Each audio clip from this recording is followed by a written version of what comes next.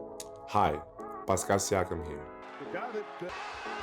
The PS42 Foundation and DMZ are proud to present a new program, a powerful program helping startups change the game in education technology. Over 12 weeks, selected startups will gain access to expert guidance, mentors, industry experts, an expansive school network, and real customer feedback, all designed to level up your impact. This program isn't just about putting up shots. It's about pushing hard towards real change for classrooms across North America. Trust the grind, stay focused, and most importantly, keep bringing the energy that got you here in the first place. This is your chance to make a real impact. You're here for a reason, make it count. Now, let's make some big moves for education.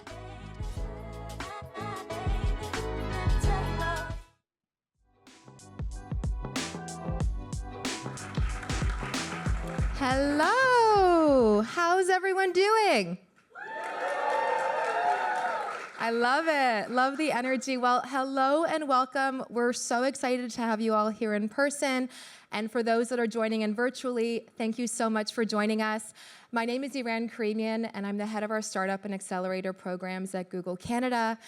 We are joining you all live in Toronto at our Google Toronto office.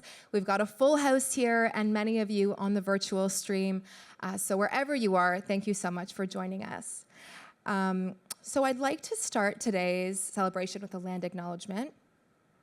And actually, just before I do, for those of you on the virtual stream, please make sure you change your Google Meet layout to Spotlight for optimal viewing. So in the settings, Spotlight, best viewing experience.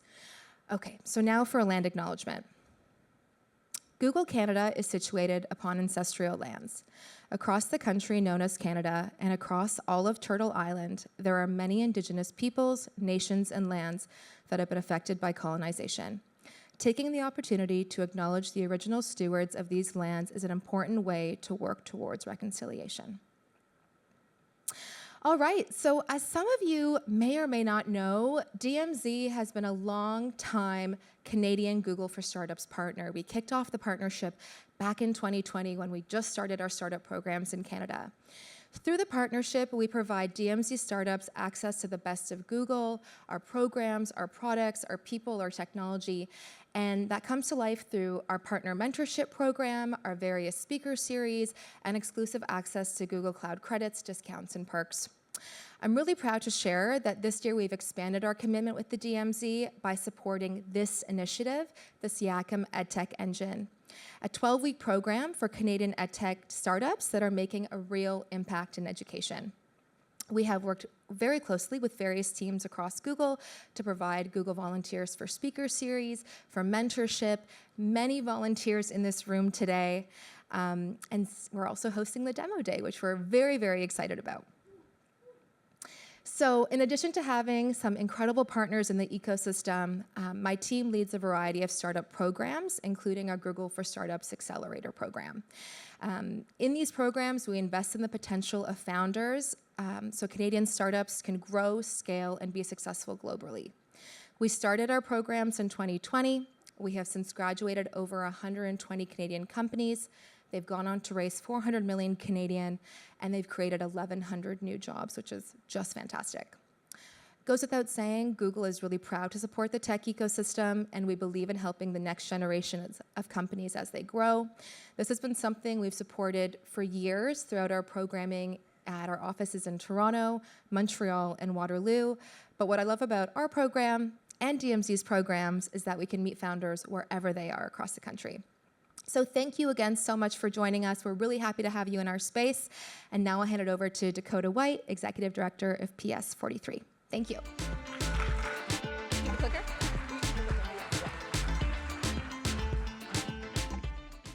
Good afternoon, everyone. My name is Dakota White. I'm the Executive Director of the PS43 Foundation. It's an absolute honor to be able to welcome you all to Demo Day for the Siakam EdTech Engine. At the PS43 Foundation, our mission is to advance youth education through STEAM learning, life skills, and mentorship.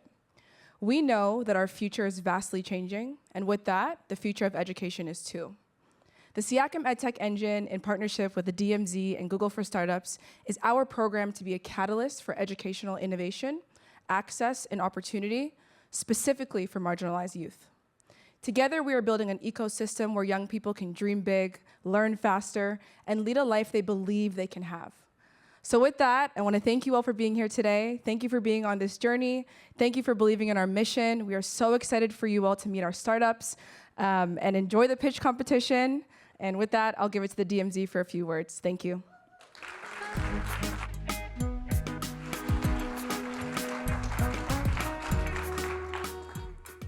Good afternoon, everyone. My name is Rotimi Tijani, and I'm a program lead at DMZ. And for those of us who don't know DMZ, I'm sure a lot of us are aware, because I saw a lot of familiar faces, but for those who don't know DMZ, we are a technology incubator and a global startup ecosystem. This means that we get to support some of the brightest, most ambitious founders solving some of the world's most challenging problems. Today is demo day for the Siakam EdTech engine, but that's not all it is for us. Today is the culmination of 4 months of hard work, all the way from reviewing applications to organizing workshops and feedback sessions. All were designed to help our founders who are here today to achieve more with their businesses. None of this would have been possible without the hard work of the PS43 team. Dakota, Vanessa, thank you so much for your commitment to advancing education, and of course, the support of Google. They're hosting us in this fabulous space today, and they also supported us with tons of experts who provided wonderful insights to our founders. And so the reason why we're all here today is the pitch competition. A few words about that. We have 6 founders pitching today. Each of them will have 4 minutes to pitch and 1 minute to answer about one question from the audience. There will be 3 winners today, first, second, and third place, and that very difficult decision will be made by our judges. So judging today, we have Dakota White from PS43, we have Kimberly Dixon from the Toronto Catholic District School Board, we have Shane Flynn from DMZ, and we have Cindy Zong from Google. I don't envy these folks today because I've seen a lot of the companies that they're going to be judging, and they're all amazing. So with that, I'll hand it back to Iran, who will welcome the first founder to pitch. Thank you very much.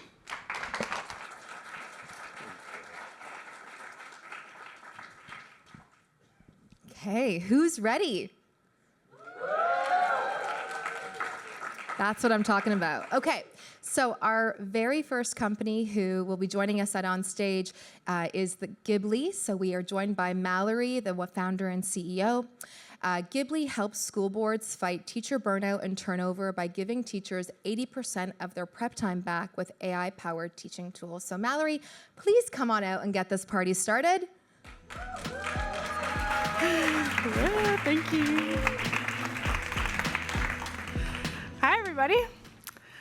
At Ghibli, we help school boards stop teacher burnout by giving teachers 80% of their prep time back. Hi, I'm Mallory Maynard. I'm the co-founder and CEO of Ghibli. I'm a second-time EdTech founder, and I've spent the last 5 years working with teachers to understand their pains. The average teacher is spending 5 to 8 hours per week on lesson prep, and a lot of that is happening on evenings and weekends, and it's burning them out. About 44% of teachers feel burnt out at work, and 35% say they're likely going to quit the profession in the next 2 years. Let that soak in. 1/3 of the workforce wants to quit. But what if we could build high-quality lessons way faster? They would feel less burnt out, they'd be less likely to quit, and they wouldn't hate their job. Imagine what that would do to the student experience. Happy teachers equals happy students, and that's where we come in. Ghibli saves teachers 80% on their prep time. They can create lesson presentations that are curriculum-aligned, visually compelling and engaging, and include a built-in teacher guide that provides just-in-time instructional coaching on how best to teach the lesson. But best of all, we're meeting teachers where they already are. We're integrated directly within Canva for education. So let me show you how easy it is to get up and running with Ghibli. First, teachers will log into Canva, and then they'll open the Ghibli app. Then they're going to specify their country, province or state, grade level, and then subject. From there, they just need to choose their curriculum expectations or standards that they want to align the lesson to, and then click Generate. That's it. In not even a minute, it will create a full set of presentation slides complete with fun and engaging images, as well as YouTube video recommendations that will get added directly to their Canva design. Instead of an hour, this took 1 minute to create an engaging and beautiful draft presentation for the teacher that she knows is directly aligned with her curriculum. And teachers love Ghibli. This is Bruno. He's a teacher from Nashville, Tennessee, and he can't believe that what used to take him hours now takes seconds with Ghibli. Danielle, she thinks Ghibli is a teacher's dream, cuts down on the amount of time lesson creation takes, and it leaves more time for other aspects of the job. But it's not just Bruno and Danielle. To date, over 50,000 happy teachers use Ghibli globally, and in total, we've saved teachers over 500,000 hours of prep time. Since launching our Canva app in late December, we've already doubled the amount of teachers that we've positively impacted around the globe. And we are around the globe. Teachers from 187 countries use Ghibli to make their lives easier, and we already support 10 languages, including French and Spanish. Our model is simple. We have a model for teachers where they can test drive it for free before subscribing themselves. We also have school pricing and district pricing, with the most common path starting with a pilot before moving to a larger implementation, both of which can include dedicated support as well as professional learning, which is the important piece here so that teachers feel confident using Ghibli, Canva, and AI in general. In summary, we make it super easy for teachers to create high-quality and engaging lessons directly in Canva. We're fighting teacher burnout using a tool that teachers already know, trust, and love, which means it's going to be super easy to get them trained on how to use it. They don't need to switch between platforms, but most importantly, it comes equipped with all of the accessibility features already in Canva, like translation supports and reading level adjustments. And don't forget, lessons are effortlessly aligned with their local curriculum. My co-founder, Josh, and I are passionate about transforming education. Josh used to teach programming to kids. Together, him and I used to build games to inspire girls into STEM, and we did a lot of workshops in the classroom, including Toronto Catholic. We're passionate about supporting education, and we believe that helping teachers is the best way to help students succeed. So to wrap this up, I have one ask for you. We've been out in the field talking to as many teachers as we can, and if we're successful in winning this competition, we'll be able to impact thousands of more teachers around the world. So today, help us spread the word. If you know a teacher, help us help them. Share Ghibli so that they can reclaim their time. Thank you. Thank you so much. That was awesome. Thank you. Let's just let that sink in. 500,000 hours saved. That's incredible. Okay, so question for you. How are you differentiating yourself from existing tools in the space? Yeah, so I love that question because it's a really difficult question to answer. And I get asked this question all the time. So most teachers are still not comfortable using AI, and they are drowning in classroom management. Especially new teachers, they have to create basically 8 hours of materials every day, and they're barely staying above water. If they're already familiar with Canva, this is their easy button. It's curriculum aligned in Canva, click, done.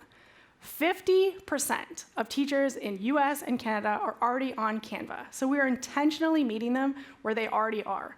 We're in Canva, we're curriculum aligned, we're incredibly easy to use, engaging for students, and most importantly, we give teachers their evenings and weekends back. Yay! Thank you so much. That's awesome. All right. Okay, up next, I am pleased to introduce Curtis from the Shuriii team.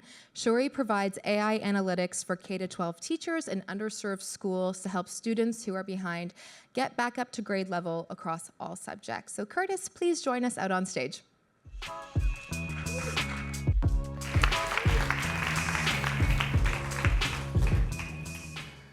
10 years ago, I was one of the top university football players in Canada. But instead of going pro in the CFL, I moved back to my public housing projects and I actually rode my bike across the country to raise money for after-school programs that lost funding. Since then, I became a K-12 teacher working in the highest priority communities in the city, including my own, and these are my kids.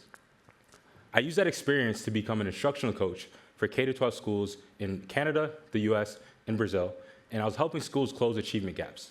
But I got a reality check quite quick. And that reality check was that 50% of students in marginalized communities are multiple grades behind in every single subject. I was once one of those kids. And if we're not caught up by grade 8, we're 10 times more likely to drop out, get suspended, or get incarcerated. The hope is that I met my co-founder, Amin. And Amin was already ex-VP of AI and engineering. He already scaled companies for 100 million users, and he already knew how to scale AI startup teams. So right away, he saw what edtech companies have missed for 30 years when working with underserved communities. And it's that teachers are overworked due to fragmented data. So K-12 teachers in these communities spend up to 20 hours a week organizing student assessment data, anecdotal notes, and lesson plans across 100 data silos on their computer and on paper. As a result, it takes 4 to 5 months to thoroughly analyze the scattered data to pinpoint where students are struggling in each subject. This is what leaves those students behind without the right support, and this costs school boards $8.5 billion every year because of teacher turnover. And I was actually one of those teachers who left. But this is where the hope comes in. Shuriii, a single source of truth. For each teacher, we consolidate all their data silos into one location. These data silos include websites, apps, assessments, and notes that they have. And once the data is consolidated, we use culturally responsive AI to provide analytics of what works, what doesn't work, and then we provide the best recommended resources and interventions that can help that student who's behind get back up to grade level. So instead of trying to figure out what to do for 4 to 5 months, every week you know what to do, what not to do, and next steps. So our business model is simple. We're a B2B SaaS company. We sell directly to schools. For principals purchase, teachers use the product. It's $3,000 to $5,000 per school, depending on the size. And the exciting part about us is that we relaunched three months ago, and we already closed 57 contracts. Each contract was closed in 1 to 14 days, versus the industry average, which is 12 to 18 months to close a sale. The reason is because of trust. We understand the community. And we have a distribution moat to all the schools we work with because they're direct relationships of mine. We've been able to hit 200,000 ARR in 2.5 months. And the exciting part about that is we closed 90% of our sales, and 50% of our sales closed in 1 day, and many of those on the spot. We're launching in 6 school boards this September. We're on track to hit 500K ARR this fall, and we'll hit 1 million ARR middle of 2026. And it's just me and Amin. So we definitely are excited to hire so we can meet the demand, as we have $1.5 million of sales in our pipeline and exclusive distribution to 5,400 schools that we just secured a partnership for. Our differentiation is simple. We consolidate all data silos into one location, while every other tool adds another data silo for teachers to juggle. We're the only company in the world that use culturally responsive AI and analytics that protects the community and uplifts who kids actually are. We also have no prompting, no chat-based interface, and no data querying, which means teachers log in, we already have the full context, they can just work. We're exclusively for underserved communities. Though the market is $15 billion and will double in the next 15 years, our goal is to focus on underserved communities specifically, which is a unique one of our company. In the next 7 to 10 years, we'll hit a market share of 150 million ARR by just focusing on those that edtech companies don't want to go to. Our vision is simple. We want to be in every hood. Canada, the US, we want to be in the favelas in Brazil, we want to be in rural and urban areas across Africa. And the exciting part about our mission is that we're like Shuriii in Black Panther. She learned from Iron Man's mistakes, where Iron Man actually built AI systems that harmed the community. We want to build AI systems that are culture responsive, that protect the community, which is why we named it Shuriii.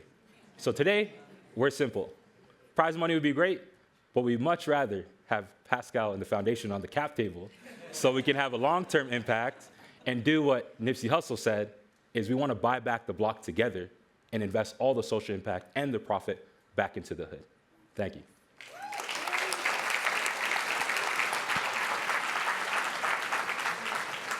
Thank you. That's awesome. Congratulations on all the growth so far. Such a short period of time. So a question for you. How do you serve underrepresented or underserved communities with a focus on equity? Yeah, sure. So for context, in underserved communities, a lot of important data about a student's mental health or academics every day is lost in emails and oral conversations of us talking to each other. So as a result, the notes don't follow to the next teacher. So that teacher doesn't have holistic understandings of how to properly support that student. So that's why you take 4 to 5 months to kind of figure out. That's what leads to students not getting their support they need and leads to more suspension, and in some cases leads to more dropouts in underserved communities. So what we do at Shuriii is that we consolidate all data silos from those 20 teachers that work with that student, so everyone has the same holistic visibility of what's working, what's not working, and what best to do with that student every day of the week. By doing so, everyone's on the same page, and the data follows the student class to class, school to school, board to board, year over year. And the exciting part about our work is that 90% of EdTech companies aren't from underserved communities, and I am. And my lived experience is actually a moat. We just don't have a distribution and a data moat. We actually have a lived experience moat.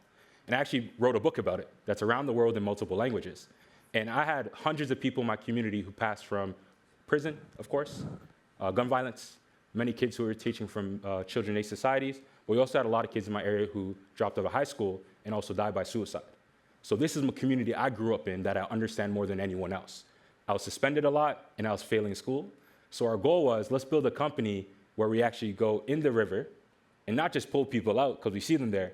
Let's go upstream to find out why they're falling in, and then that's how we make sustainable change. Fantastic. Thank you so much. Wow, that's just amazing. All right, up next, we're going to be welcomed by James on the stage from Cyber Legends. Cyber Legends is focused on protecting and arming our future generations with the skills to navigate the digital landscape safely. Their bilingual, curriculum-aligned platform empowers K-8 educators to teach digital literacy. So James, please join us on stage. Thanks, Sarah.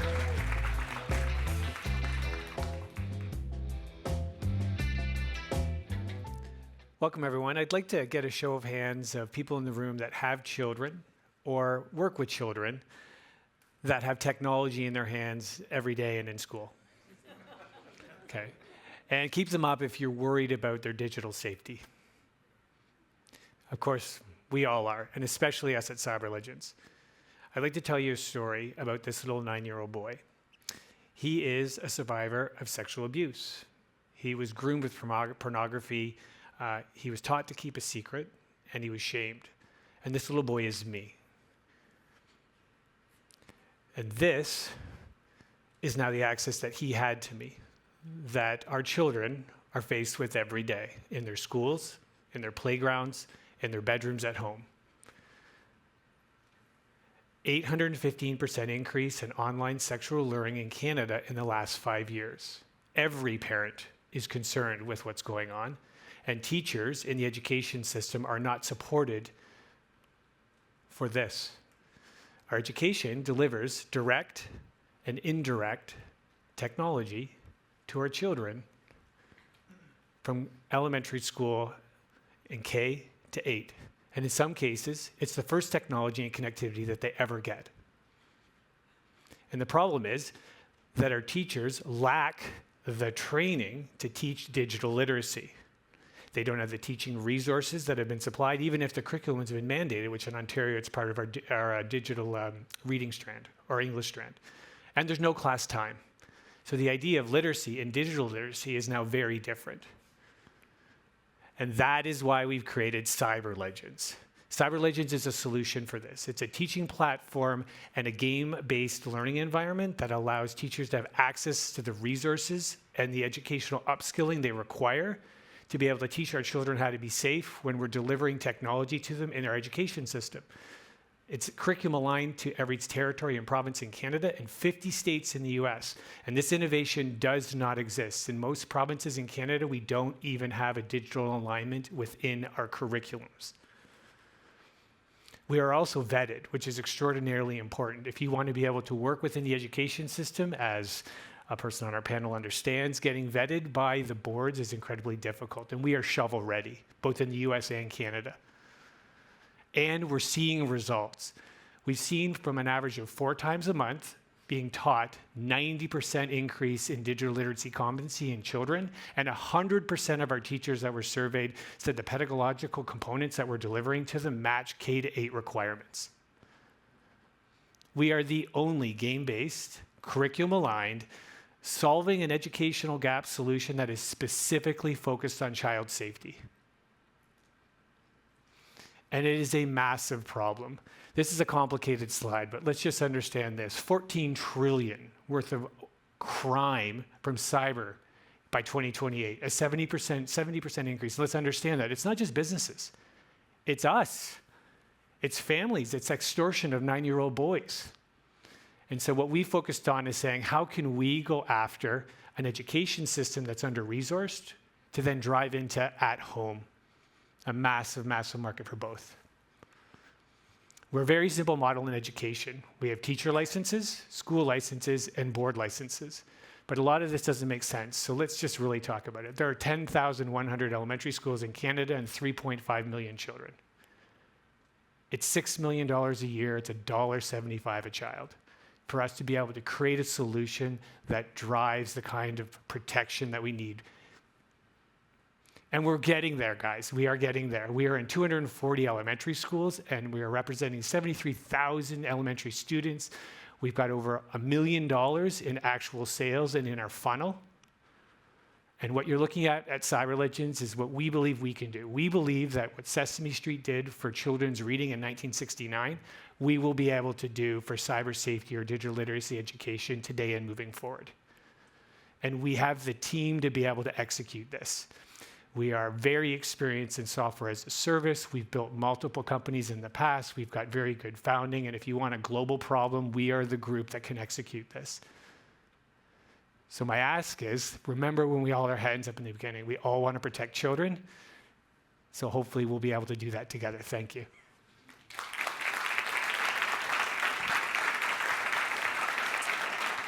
Thank you, James. Just jump to your questions. Questions? Yeah. Oh, yes. There we go. So if you could share a little bit more about your current biggest challenge, whether it's your product, market, team, funding, what is it, and how are you addressing it? So the current biggest problem in this space in Canada is, and this is going to be interesting, it's us. It's our government system. So if you look at public safety, it's a federal mandate. And if you look at education, it's a provincial mandate. So that means it's very difficult for us to have a national program for digital hygiene that can be funded federally and delivered provincially. So we're in our own way. And that goes right down to every board. So the biggest difficulty that we see is the fact that who has the will to solve the problems. And so what we're working to do to solve that is right now in our 6-year cybersecurity plan that the Liberal government put forward, that we're working with Public Safety Canada on, they have what they're looking to deliver, which is called a whole of society partnership, where they bring together academia, private, public, enterprise, and government to create a whole of society partnership to solve this problem. And because we are a shovel-ready solution, we're working with them to then build out that whole of society partnership. And that's what I'm hoping here today, we might be able to get the word out, which is to put things into perspective, I'll just throw Rogers Telco out. They have an ESG program of $160 million a year, and that's one large enterprise within our country. And so if we're looking for a whole of society partnership, it's companies that can get involved with government, not-for-profit, us, and we can solve this problem. So it's a large problem, but we can solve it. Thanks, guys. Thank you so much, James. Okay, up next, we are going to hear from the Factor team. So we'll have Henry joining from the team to share. So Factor's Education is the first research-backed agentic AI platform built to help school districts through the entire transition to competency-based curriculum, which will prepare students for future AI-driven workforce. So Henry, please come on out.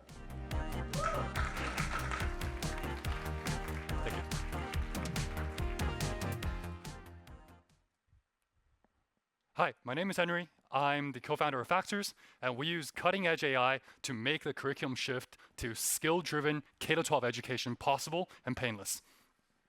Let's quickly recap the facts.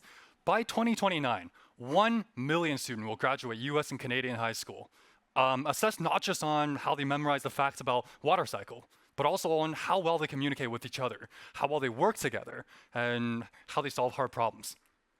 This is the Portrait of Graduate movement. It's based on 50 bills touching 27 states in the US and 3 provinces in Canada. It's long overdue. 70% of our graduates aren't ready for what's next. We interviewed over 700 educators across 20 districts, and here's the problem. Nobody is ready for this shift. 75% of teachers aren't ready to teach skills. Some districts spend upward of $300,000 for planning alone, hiring expensive consultants and doing stakeholder engagement. The implementation could take another $2 million and 18 months and more. This is grueling. Factor tackled this entire process, saving upward of 70% of time and 80% of cost. Here's how we do it. For planning, our strategic planning AI distilled industry consultant expertise and making it accessible and scalable. It creates the roadmap and generate the necessary document for the transition. During the community consultation, the chatbot interviewer actually goes out and conducts the stakeholder interviews. This saves time while retaining a depth beyond just a simple survey. For implementation, our lesson planner helps create personalized material for project-based learning. It accounts for the cultural context of each student, their mastery, their interest, and with a special focus on students from traditionally underserved communities. The instructional coach then provides the teacher support in real time in classroom to help with teacher readiness. Across 66 studies in 20 years in the past, project-based learning is the best way to build skills in students. However, it only works if we provide students with responsive feedback and drive helpful, meaningful reflections. Our student session system deployed during class to do just that. What makes Factors exciting is that we build deep infrastructure while others build surface solution. Most EdTech focuses on materials, the tip. The real barrier to skill-based education is the infrastructure, the strategic planning, the community engagement, and the systematic assessment of skills in students. We tackle a growing market, 40 billion plus in TAM, and over $1 billion USD of serviceable market by 2029, backed by legislative spending. We sold over 1,000 teacher licenses since our soft launch 3 months ago, a total of 120K of ARR revenue, purely from B2B sales to districts. This typically takes 12 to 18 months to conduct. We have 5 value-added resellers, including Q and CSDA. Both are major school board associations that have reach to hundreds of affiliated districts. We're also backed by major grants, 200K total, and we just came in recently first out of 450 teams in the tools competition for a $50,000 grant to help us build our products. We're a really lean team. I'm a pro swimmer turned full stack developer, and I built 7 products since 2022, 8 after this one. And my co-founder spoke at nearly every major EdTech conference in front of thousands in the last 3 years. We're backed by a team of expert advisors, including the former White House EdTech advisor and the chair of Q. We're projected with extraordinary growth. We're aiming for 500K ARR by the end of this year and 3 million ARR by month 24. Any additional funding and help from everyone here will turbocharge this. Please connect us to any mentor, district decision makers, and expert excited about skill-based education. K-12 education will see a paradigm shift in the next 5 years. Help us build the true infrastructure that will power it. Thank you. Fabulous. Thank you so much. So how does your research-backed approach ensure equitable outcomes for underserved students? That's a really good question. Well, there's 2 aspects of building education with equitable outcome that we really care about. First, we really do care about the often ignored context, cultural context, and lived experience of students from traditionally underserved communities. We're conducting 2 parallel research backed by grants, and together with University of Toronto at this moment, where we're looking at how AI-driven personalized education on our platform affects student learning with a particular focus on students from diverse backgrounds from Peel. We'll be publishing the results, peer-reviewed results and finding. We'll build it into a benchmark data set for developers around the world to use it to assess their system and AI's ability to actually accommodate those specific cultural needs and contexts. Second, we care about the accessibility. Tech for each student in each classroom should not be mandatory. Many rural districts out there just don't have access to one-to-one devices. That's the truth. So we made sure that every student-facing material on Factor is printable and high quality. Thank you so much. Thank you, Henry. Or should I say nerd that likes to code? Thank you. I say that with love. Okay, our second last presenter is Jonathan from Edventive. Edventive is a platform helping teachers streamline their hours of weekly planning, grading, feedback, and reporting. So Jonathan, please come on out. There you go. Thank you.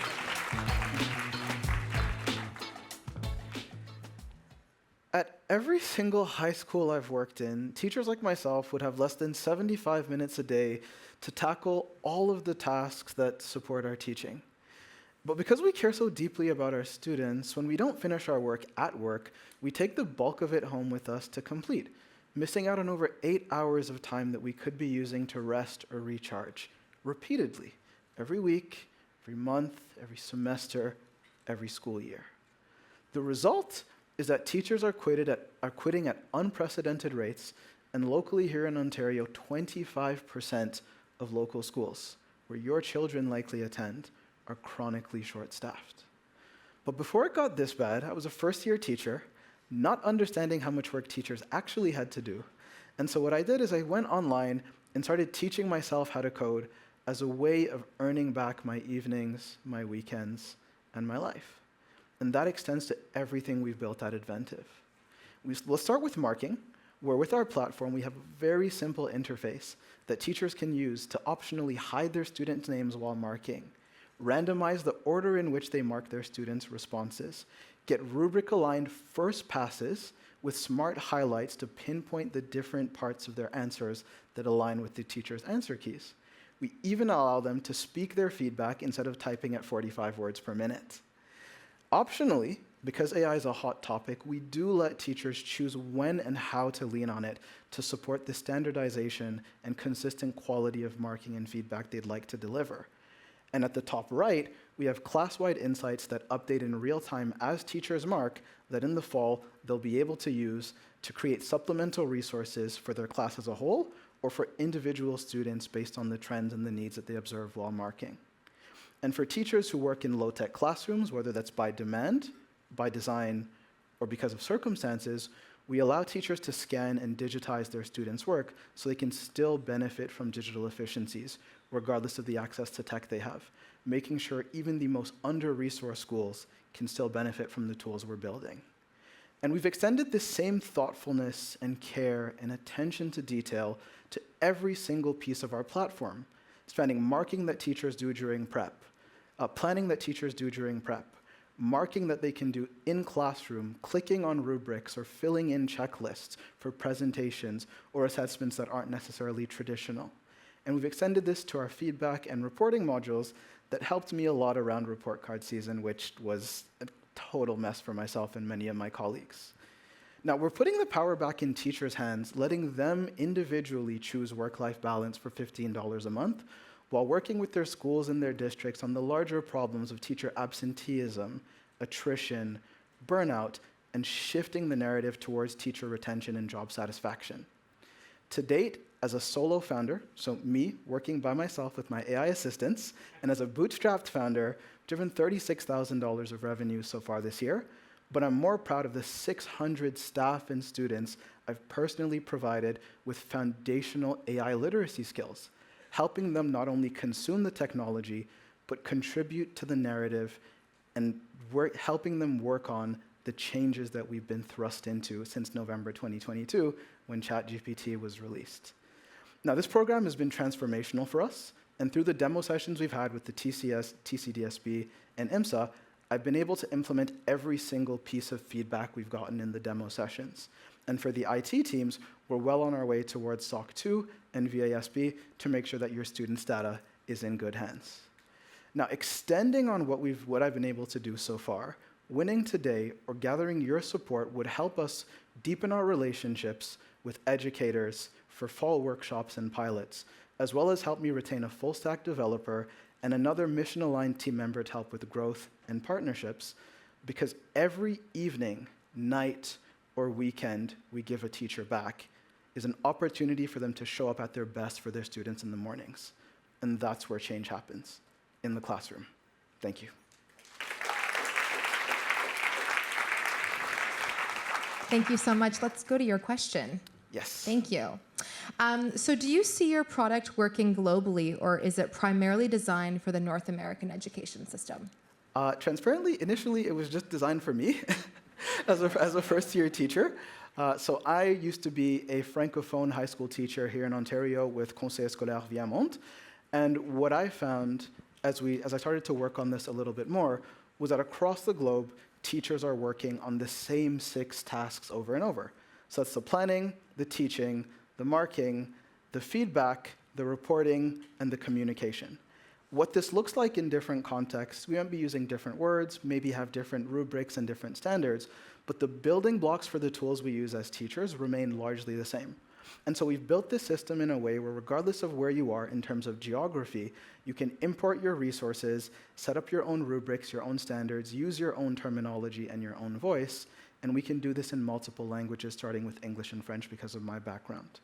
Now, one of the first really important things that I was able to do was take a small elementary school in Jamaica with 120 students. So very, very different from my personal context. And we helped them completely overhaul their report card process, going from manually exported Google Sheets they turned into PDFs to using Adventive and significantly streamlining their entire operations. So yes, our plan is to help teachers in varied contexts around the world, and you can help us get there. Fantastic. Thank you so much. I'll just grab the clicker. All right. What do we think, guys? It's been amazing so far, right? The presentations are fantastic, really important, really impactful work. So we have reached the end of our startup pitches. This is our last presentation. So up next, we'll be joined by Erica from English Islands. English Islands is solving the literacy crisis with their AI-powered reading tutor that teaches like a teacher. So Erica, please join us on stage.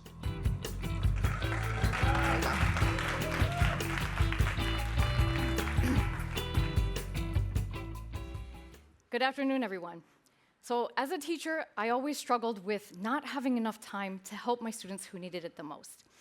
And when my students would go home, some of them would get a lot of support, but others would get none at all.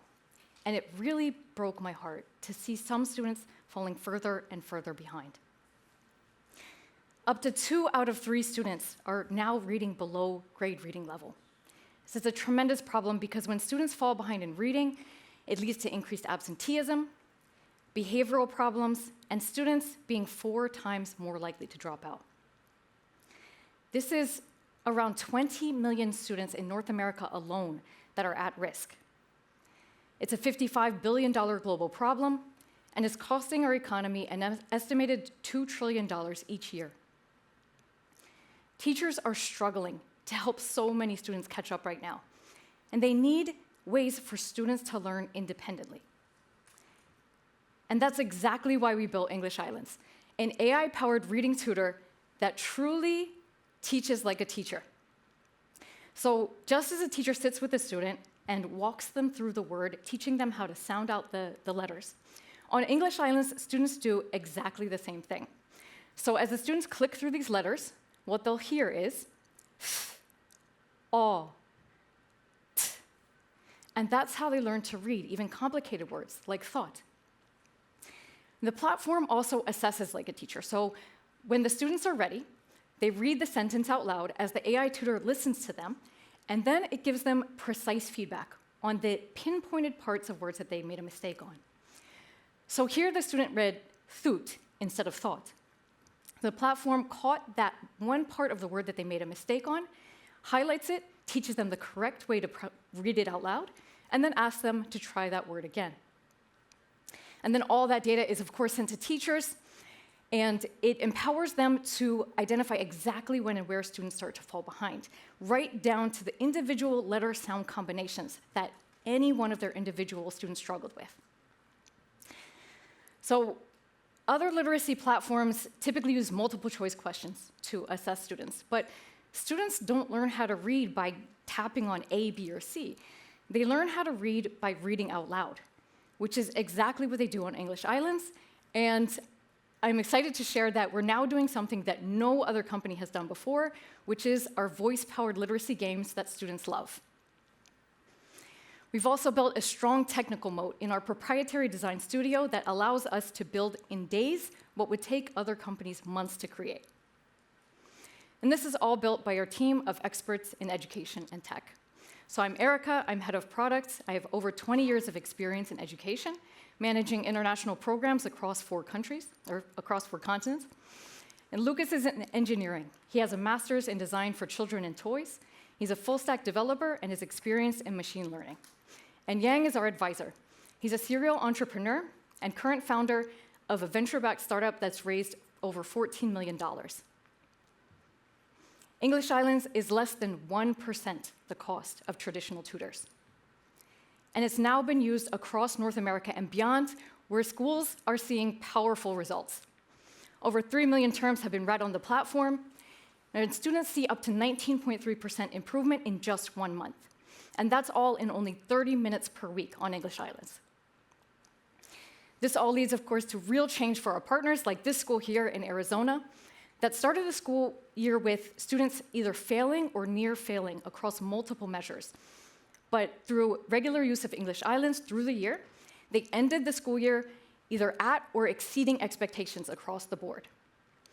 This first year rollout was so successful that they went on to expand English Islands across all of their campuses. And we're obviously super excited for their results and would love to help your learners too.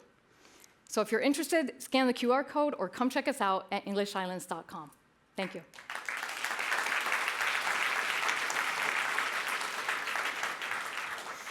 Thank you for closing us out. That was awesome. So a question for you. Have you conducted any studies or pilot programs to assess the real-world effectiveness of your solution? Yes, thank you. Yes, we've actually done research right here in the GTA. So the students went on a 1-month research project where they used English Islands for the full month. And on average, the students overall improved by 7%. But the really interesting part about this research study was that there's a subset of students that used English Islands only at home. And that subset was actually, they were deliberately jumped ahead in the curriculum, such that the material that they were learning on English Islands was something that they had never learned from their teacher, and they were not learning at all from their teacher during that entire month. So they were only learning that new material on English Islands. And by the end of that month, those students had actually spent 68% more time reading at home as compared to in class on English Islands. And the most frequent users had improved 19.3% in just that 1 month.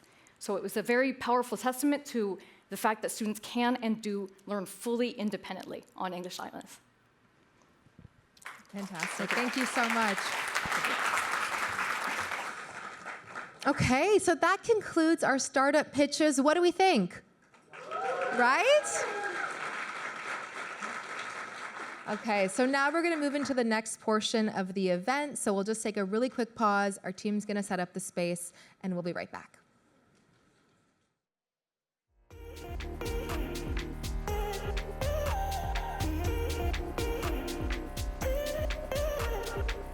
Hi.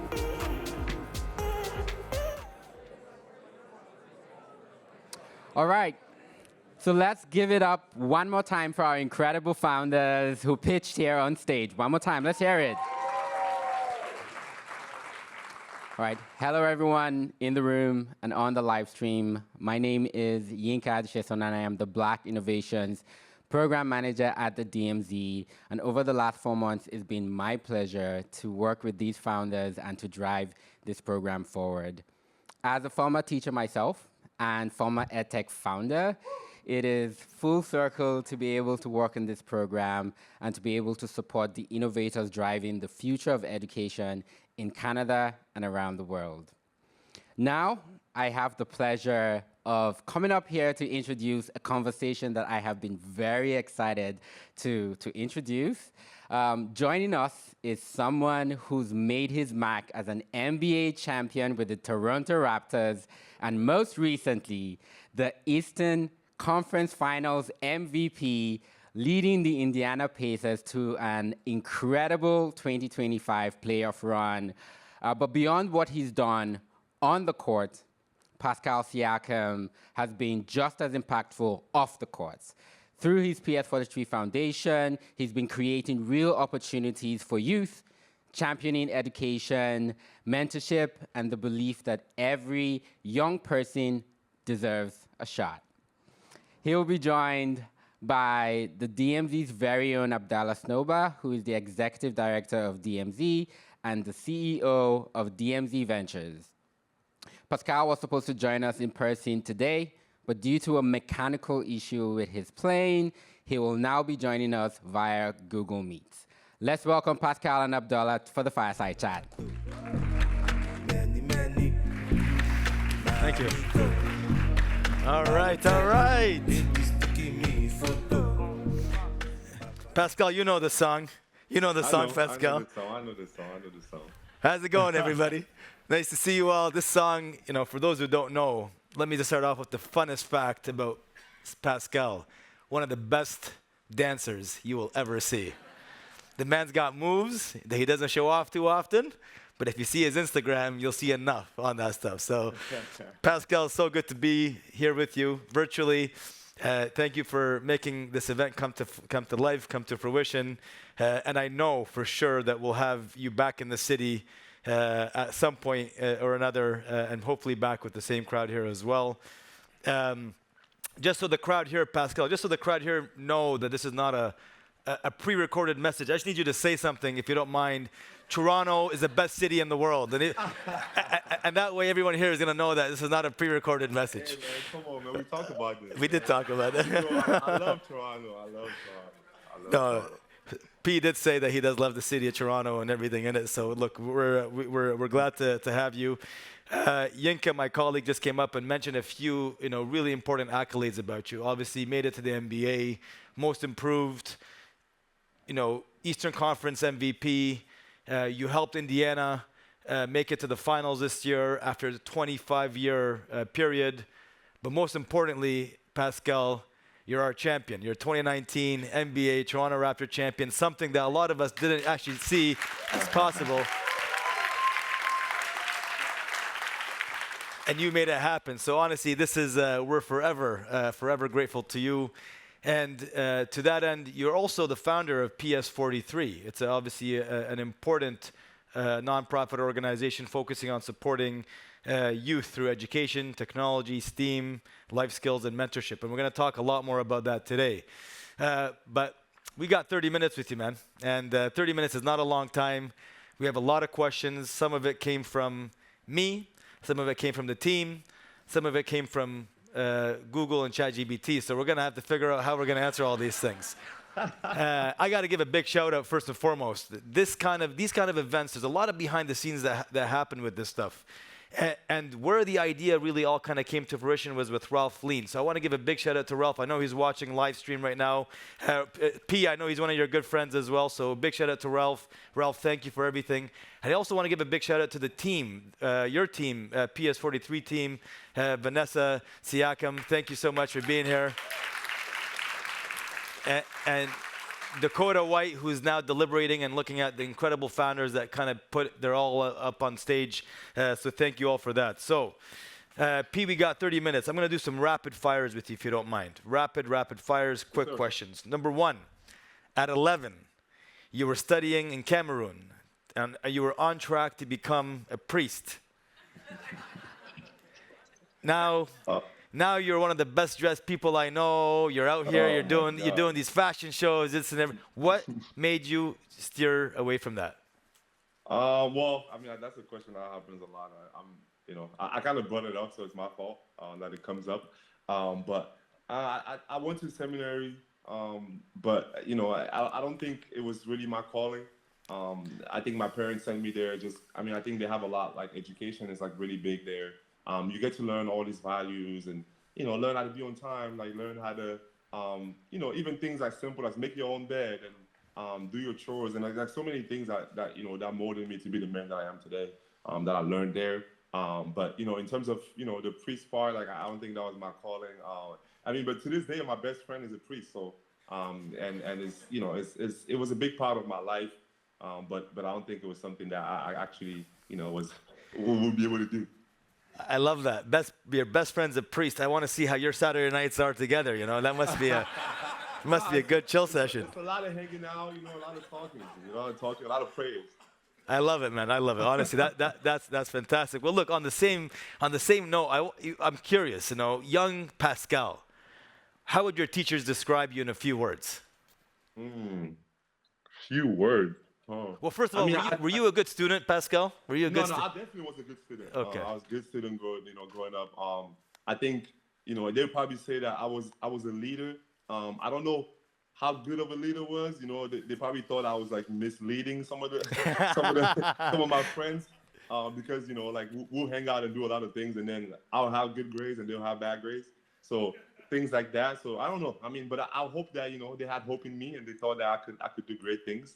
But I definitely had good grades. I love that. I love that. Number 43. It's obviously your jersey number. It's your foundation number. What's the story behind it?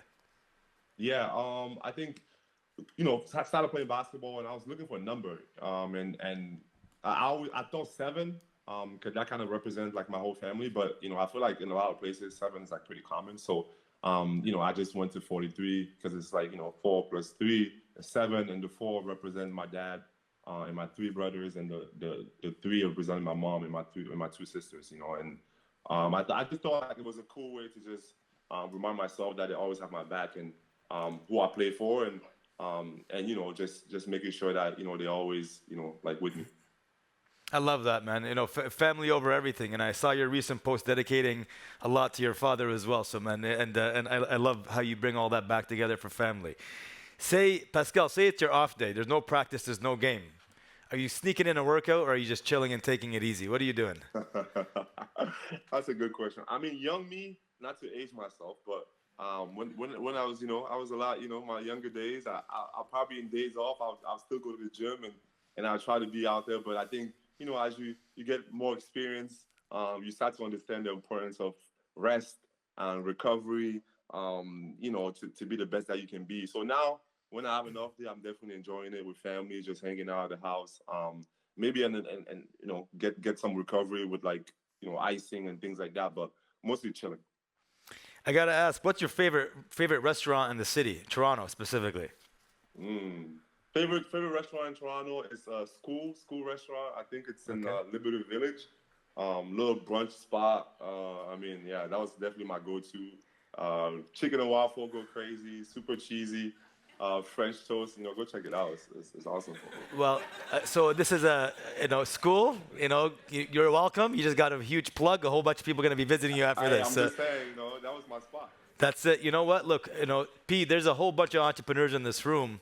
You and I discussed earlier that there is not a Cameroonian restaurant that sells what I know your favorite dishes is called poulet, that should be in the city. So here's the pitch. I'm shooting my shot now. I'm gonna do a reverse pitch. P and I are gonna open up a restaurant, Cameroonian restaurant, and we want your investments, both from a financial side, but also from a time side, to be able to visit and go check it out. We got to bring something to the city. That's it.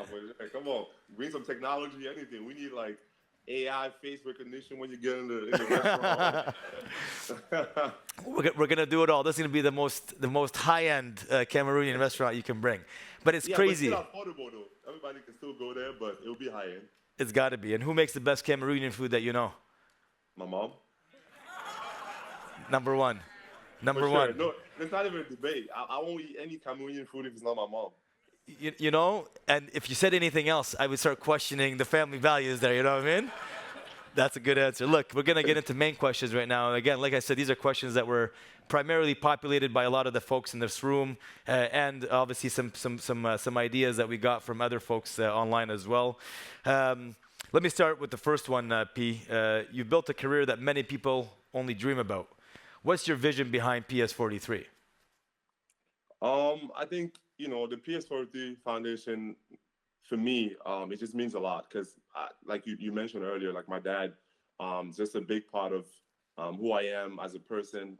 He was always big on education, and around the neighborhood, he was always the person, like he would pay for like my cousin's tuition or people around the neighborhood tuition, and help schools with like school supplies, and go back to his village and help a lot of schools there. So he was always big on education, and for us, he always taught us that education was the most important thing in the world and something that people can never take away from you. So that's something that I carried with me, like since I was a child, and I think once I had an opportunity to be where I am today, I always thought that was the first thing I was going to do. I was going to create something that was going to help the youth help the, with education. And I always thought like not everyone is going to play sports. Not everyone's going to be good at basketball or football or soccer or whatever the case might be. But if you're able to learn something that will stick with you, you can do incredible things and change the world. And so that's why I wanted to create that and do something that will help education and obviously with technology growing and all these different things happening, I just always thought like that would be something that will help the next generation and help kids from places where they don't really think that they can achieve these things and just help them dream big and also know that no matter where they come from, no matter the color of the skin or whatever, like they can achieve whatever they want to achieve and whatever they put their minds into. So that was definitely the mission behind it. And obviously I had incredible people along the way to help me, and we still have a long way to go. But I'm just so excited about the journey and being able to have this opportunity to help millions of kids around the world. And I hope that we're going to continue to do that. I love that, man. It's amazing that you took these small core memories that were subtle moves by your dad, and it turned into what you're able to do today. And this has become such a big impact. And the fact that we're even able to have an event like this because of the work at PS43 is credit to you and obviously your family values. So thank you for all this. And P, I had a dream when I was growing up. I wanted to be a basketball player too. Challenge was I'm vertically challenged, literally. So it's I'm 5'8.5", and I take pride in that half as well because I played basketball my whole life growing up, but I knew that's not a career I can obviously pursue. So here we are, doing something different. But look, that's awesome. And speaking of basketball, you picked up basketball at the age of 17. Soccer was a dream before that, I know. What made you go in and go all in in the sport at that age, and what changed? Yeah. I think, well, obviously, I had an opportunity to go to Basketball Without Borders, which was, it was a basketball camp. I think originally, I always say this, like, it's a funny story. Like, actually, my sister, Vanessa, that's there right now. Like, she was in South Africa, and I was, there was this camp, and I got invited to it just because I was tall, I think. I don't think I had that much skill. And it was like, do you want to go there? And I was like, man, like, yeah, of course I'll go there if I can, it's in South Africa. I get to go visit my sisters. So that was like the first reason why I went. And then when I went to that camp, I think my view on basketball really changed, like seeing a lot of basketball personnel and NBA players and all these things, like it just kind of opened my eyes to a world that I really didn't see possible. I mean, I knew about basketball because my brothers played, but just to see it like close and be around, greatness and people that's done what, this incredible thing, it's like you start dreaming about it a little bit more.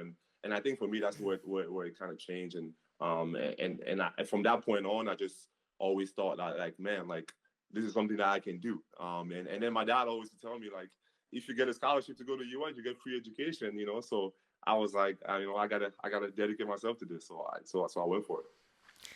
I can't believe you just went for it, and here we are, how many years later, and you're an NBA champion, MVP, all things all around. What a great story to bring it together there. But I know that you also love tennis. Is there a world where we'll see Pascal Siakam on the Wimbledon floor or U.S. Open floor? Is that a thing? I mean, I would love that, man. I would love that. I mean, in my head, I'm Roger Federer. In my head, just in my head, though. But, well, in my head, I'm Nadal, so we should go 1-to-1 here, Hey, yeah, you don't want no problem. I love it. Have you ever played golf before yet? Well, I had one lesson. I haven't been back yet, but I might have to go back. It's a trend now, You're seeing all these NBA stars going on the golf course trying to play a game, and it's looking. It's tough. I mean, like I said, I had one lesson. I've yet to go back. It wasn't the greatest, but I think for me, I always believe, like I said, that's my motto everywhere. Dream big. I feel like if I do get to do it, I might be great at it. There's something about this man that speaks mindset. I love it. I love it. P, through the Siakam EdTech engine, you're supporting startups in education, obviously. What sparked the idea to support startups specifically? And I think, for me, think for us, PS43 Foundation, we want to, help through education. And I think when you get to that space, obviously it's like you can go direct to the kids, which we've done with like, Coding for Champion, like giving out laptops to kids and things like that. You can also go to, school ball route, the way we create things that school balls can incorporate into the learnings and things like that. And I think another avenue was just like you had these companies that dedicate their lives to creating new things and new technology to help kids around the world. And I think I just felt like a great way to continue to support education was to go to those companies and see how we can help them create these these new technologies. And we know how with technology now everything is going fast and there's so many things that's happening and the kids I think if you give them an opportunity to kind of catch up and especially with the crazy world of technology with AI and all these different things. And I just always thought like, technology was the way to doing that and going to startups and things like that, it's just always gonna help us kind of go faster than just, creating those, those little things where we give out things to kids, So it's another way to continue to help. And for me, obviously with the help of, you got DMZ, Google for Startups and all those things, we're able to do something like that. But I always thought it was something great. And I'm so glad, I'm so humbled that I'm a part of it. And hopefully, we can continue to do it and create and help a lot of kids around the world. Well, look, and an example of all that is the 6 founders that we saw come up on stage right before this talk. Honestly, incredible. But if there's one thing that you can change based on what you've seen, what you've done, and how you've been dreaming, if there's one thing you can change in the world of education today, what would it be? There's one thing I can change in the world of education today. That's a great question. I think for me, like, I just want to be able to touch kids from, kind of like all over, and for me in Cameroon, for especially, we don't have really access to technology the way that I feel like, the rest of the world has it. And which is why, one of my biggest dreams is to, build a school in Cameroon, and have, like a lot of technology and things like that there, to help a lot of kids, So I think for me, it's just like having a way where like everyone can access, school and education and technology. That's kind of like the things that I think about, and I hope that I can help that one day. It's crazy. Probably when you go back to Cameroon, whenever you do, it's from where you were to where you are today, and obviously being able to share that story, not just an NBA player and a champion, but also a community builder and obviously a philanthropist at its core. So it's amazing to see that, P. You've come up as, you're one of the best come up stories in the league right now. And I think everyone knows that success is more than just talent. It's obviously a mindset. Before we got on this interview, I went on Google and I asked, what makes Pascal Siakam a champion? And the answers I got back from the AI overview were actually quite telling. And I don't know if this is true or not, but you got to tell me, you got to verify since I got you here live right now. But it said that Pascal is always evolving. He has a hustle mindset and he has a relentless work ethic. That's what Google came back and told me. And honestly, Google? Google. All right, Google. All right. Okay, Google. That's the AI overview, yeah. I guess you know what you're doing, Google. But it's amazing because we've watched you, we still watch you, and honestly, you've got something that not everyone else does, right? So obviously, there's a mindset to all this stuff that makes it possible. But how do you deal with these high-stake moments? How do you come up and make all this possible and defy all the odds and become who you are today? Yeah, I mean, I think for me, the way I look at it, there's like this saying. It's funny. It's like pressure is what tires. And kind of just to say like there's no pressure for me, like at least in these high stake moments, I feel like I prepare myself to be in those situations my whole life. There's a lot of the hours, like a lot of work that goes into being where I am today. So for me, like I really just trust that work and that preparation that I did, So if I'm prepared, I feel like I don't see it as pressure. I see it as opportunity, and that's the way I go about it. And there's so many hours, unseen hours of, just a lot of work days where you wake up and this, you don't want to do this, but you have to do it, and I think for people, it's like easy to just see, oh, you're a champion. And, we see the goggles and the champagne, and it's like, it's all glamorous, but there's a lot of other things behind the scenes that go into it, and a lot of work and days where it didn't feel like, you wanted to do it, days you weren't happy, but you still got up and you did it, And so I think that in those situation, I just think about all the work that I put in, and it just gives me confidence. You know, there's a lot of resemblance to what you're saying from an athletic perspective and also on the entrepreneurship side, right? And I know that there's some people in the room that are building a whole business around this as well. It's amazing to see the resemblance between these two areas, right? And the whole idea of being able to think about facing pressure and dealing with pressure. There's more pressure today than there's ever been before, just with all the things that you've kind of spoken about, politically, environmentally, obviously the whole technology piece moving at such a fast pace. You know, it's the same advice that you kind of look at, you know, what you've done on the court and thinking about your career. Is that the same advice that you provide to people building a startup and building a company? Yeah, for sure. That's the same thing I was saying. And again, I know that, you know, obviously starting something is definitely daunting, and it's hard. And you know, and one thing that I've learned, you know, with success for me is like I had to fail. You know, there was times where it didn't work out, and you know, as disappointing that as it is, you know, you just gotta, you know, just get back up and continue to go. And if you have this dream and this thing that you believe is gonna make a change and it's gonna have an impact in the world, just continue, stick at it, and just continue to work through it, because, you know, eventually, you know, it's going to happen for you if you do all those steps and you work really hard at it. And I truly believe it, not to sound cliche or anything. And it's just the way I see it for me. Like, and I think it can go into, you know, business and everything that you really think about. I love that. You know, like you said, everybody sees the champagne and the goggles. No one sees the blood, sweat, and tears that kind of goes into that process of making it all come to fruition, right? So, speaking of champions, you know, what's the one thing that people never tell you about winning at all? Like, what is it that's the hardest about being able to kind of go all out to win?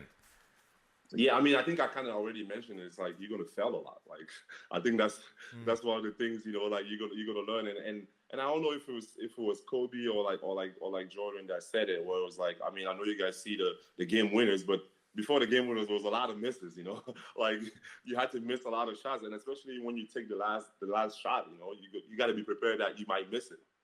So I think for me, what I would say is like, yeah, like there's going to be a lot of failures. There's going to be a lot of times where it won't happen the way you want it to. But to be a champion, you just got to keep going. Love that. A few more questions. I know we have a few more minutes, Pascal, so I want to make sure I get through them all. But if 11-year-old Pascal saw what you're doing today, what do you think he would tell you? Oh, man, that's funny. I mean, I think he'd be surprised. I don't know, maybe. He'd be surprised, like, man, how did you do all these things, you know? But just because, you know, for me, I was, you know, just a fun kid. You know, I was athletic, you know, like just going about my life. You know, I never really thought that I could really accomplish like most of these things I'm accomplishing right now. And I'm just definitely humbled, and it's been an incredible journey for me, and you know, I'm just riding this thing out and just continue to give it all my all, and just trying to be the best that I can be on the court and off the court. And you know, I think my you know, my 11-year-old, you know, little Pascal would be proud. I think he would be proud. Love that. I was going to ask you about, you know, the different places that you've lived and which one changed you the most. But we know that Toronto did a lot of that for you already. So, you know, Cameroon, I'll always put number one because that's your home. But between New Mexico and Indiana and everything else. Yeah, I mean, to be honest, every place that I've been to really changed the course of my life. You know, like there's so many things that happened. And like you said, I mean, Cameroon, Toronto winning a championship, like that was incredible. Like, and I told you earlier when we were off air, it's like I learned how to drive, you know, like in Toronto. Like that's like a Tell us more. Tell us more. Yeah. Nah, because it was like I had to go get my driver's license. I was in there, you know, like I had to take the test. People looking at me crazy, like, look at this tall guy, you know, like I had a little security at the time, you know. I don't know why I had security, because a lot of people didn't know me then, but but it was good, man. I learned a lot of things there, and so it really was an important part of my life. But I think that the decisive moment for me in my career and my life was New Mexico State. And you know, not to get too serious, but my dad passing away, like that was the time where my life really changed, and you know, everything that I really was thinking about and my dedication and my drive kind of changed, and And I think it was for the best, like I just being in that situation, that change of mindset just made me who I am today, I think, So that was, New Mexico was definitely a big part of my life. I love that. There's one of the founders today that was pitching was wearing the New Mexico State jersey, obviously. So I love that. I can get a visual now, Pascal. You're sitting in the driver's seat doing your driving test or even your driving lesson with your head fully touching the roof of the car. The driving instructor looking at you and obviously starstruck, and then your security in the middle seat just sitting there waiting to be driven around by you, So the question is, though, how did you get around before all that? What did you do? My brother drove me everywhere. Okay. When I moved to Toronto, I moved with my brother, and yeah, he was my chauffeur and my driver everywhere. That's it. But now you're driving on your own. Yeah, for sure. If I had to ask you, who's your favorite sibling? Can you answer that question, or this doesn't go on the record? Vanessa's here, by the way. Yeah. Your brother's not. My favorite family members are my nieces, man. Yes. Good answer. Honestly, good answer. I love that, The parents can never get angry for that answer, so it's all good. Your nieces, I love that. Pascal, obviously, we're here. We're talking about entrepreneurship. We're talking about building companies. We're talking about solving problems in education. We're seeing some of the best and brightest minds. You've played with some of the best players on this planet. If you had to put someone up on stage to help you pitch your business idea from the NBA, who would it be? Who would your teammate be that you'd bring up and you would actually have work and pitch with you and maybe even build a company? That may be a personal question, but at least help you pitch that business. That's a good question. I think, I have two. I'll say Fred VanVleet. I think I might go with him. Just because I feel like we have good chemistry and stuff, we can tell a good story. But also I'll say Thad Young. I think, he was one of the vets. He was always into investing and all these different things. So I feel like he might direct me to the right direction just because he's probably had a lot of experience in investing in different things. So those are the people I pick. That's a great company to have around you for sure, P. So thank you for that. Look, I don't want to make a promise on your behalf, but maybe I can say this. When you're back in the city and we can have you here in person, you all get invited. You get a ticket, and you get a ticket, and you get a ticket, and you get a ticket. Everyone gets a ticket to show up and see P back in Toronto, in the greatest city, doing his thing. So look, I just want to say thank you very much again for everything. Thank you for believing Toronto and keeping the foundation here, and thank you for building, allowing us to build these kind of events to put people on platforms and in positions where they can actually pitch, not just for money, but for opportunity. So thank you for that, Pascal, and we look forward to continuing this journey together. Bigger and better, man. Yes, sir. Thank you so much again. I'm really, really, truly sorry. I wish I could be there. I was on the plane ready. I had everything, but I'm just kind of disappointed it couldn't happen. But again, thank you so much for everyone, for showing up and being there. Obviously, thank you, DMZ. Thank you, Google for Startups, the school boards, and everyone that made this possible. It's truly an honor. Again, I'm living my dream, but also being able to do something like this and honor my father, honor all these people that count on me. And I'm just super, super blessed and humble that we can make some things like that happen. And again, I hope I can be there next time. And again, thanks everyone. Thanks for the companies that pitched. And I hope that the one that wins, get to, and even the one that didn't win, hope to have some people look at your companies and hopefully invest. So thank you so much, and I appreciate it. Thank you very much, P. Thank you. On that note, I'll pass it back to the team. Pascal Siakam, you are the best. Thank you so much, man, and we'll see you soon. Bye-bye. Thank you. Thank you.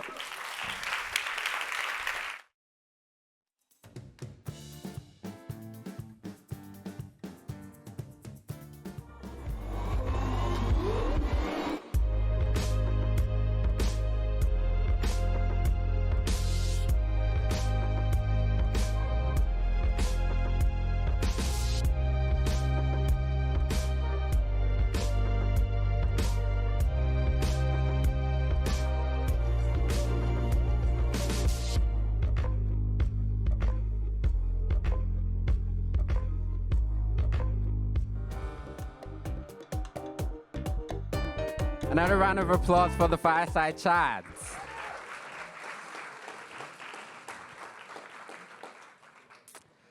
Demo day results. Ooh. We've made it to the moment we've all been waiting for. It's time to announce the winners of the Siakam EdTech Engine Demo Day. Round of applause. Yeah, let's celebrate. Before we dive in, I want to shout out to all the startups. You guys are great. You guys are doing such great work. You've taken on some of the biggest challenges in education, and you've brought fresh, creative, and thoughtful solutions to the table. I also want to thank the judges. This must have been tough, maybe even rough. And for everyone in the audience, I just wanted to share that in addition to the pitches, the judges also had feedback from TCDSB, the Toronto Catholic District School Board, and the Indiana Math and Science Academy, our educational partners for this cohort of the program, to inform their final decisions. So that said, decisions have been made, and we're excited to reveal who would be walking home today with grant funding. We've got 3 awards today to hand out, so let's get into it. In third place, receiving $5,000, please join us in congratulating Erica from English Islands.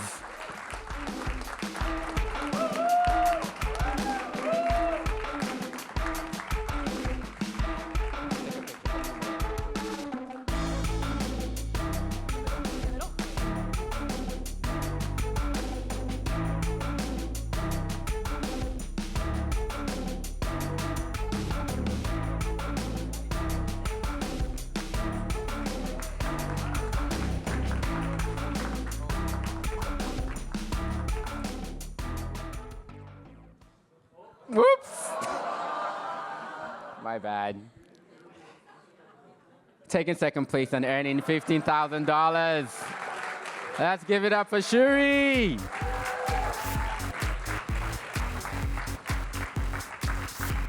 What's going on? All right, come on.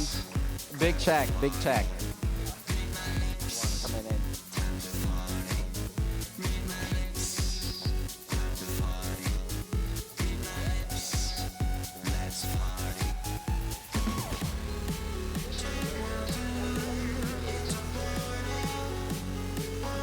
All right, this time I won't do the other thing. And finally, it is my honor and congratulations to the final and first place winner of the Siakam EdTech Engine Demo Day, Cyber Legends. Coming up on stage. Congratulations.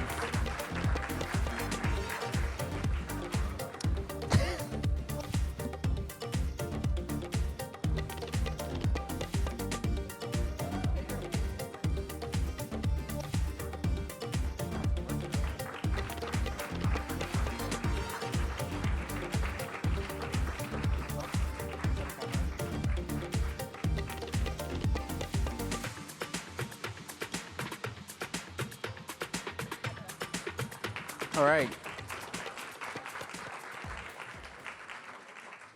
Well, actually, I will now invite all of our winning founders back on stage for a group photo. Yes.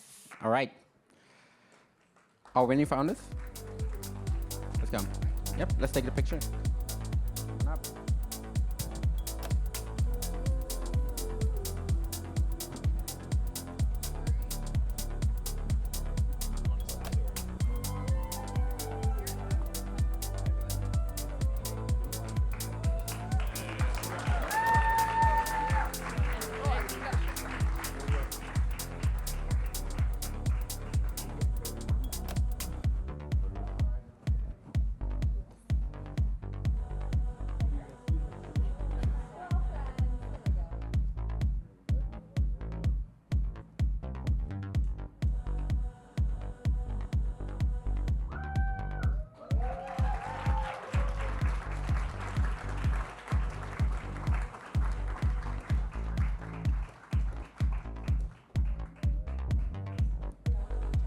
A round of applause for our amazing team and our founders. Yeah, cash it in the bank.